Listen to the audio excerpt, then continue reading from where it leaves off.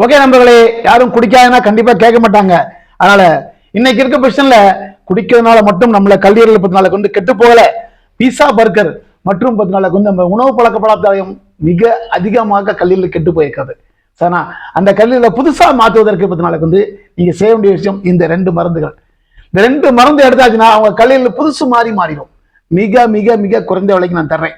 சரினா நம்முடைய சொந்த தயாரிப்பு, மிக மிக குறைந்த விலைக்கு நான் தர்றேன். உங்களுடைய வயிறு வீங்கி இருக்குனாலே கல்லீரல் 10 நாளைக்கு வந்து டேமேஜ் ஆயிருக்கு. நல்லா கவனிச்சுங்க. உங்க வயிறு தொப்ப வச்சுட்டாலே கல் வீங்கி இருக்குதுன்னு அர்த்தம். இந்த 2 மருந்தையும் காலையில 10 நாளைக்கு வெறும் வயிற்றுல இதுல ஒரு 10 சொட்டு எடுங்க, இரவு 10 சொட்டு எடுங்க வெந்நீர்ல. இது மோர்ல 10 நாளைக்கு வந்து 5 சொட்டுக்கு ஒரே ஒரு நேரம் மட்டும் எடுங்க. உங்க கல்லீரல் புதுசு மாறிடும். உங்கள் தொப்பை என்ன சேஸா இருந்தாலும் பரவாயில்ல, அப்படியே கொஞ்சம் கொஞ்சமா குறைய ஆரம்பிச்சிடும்.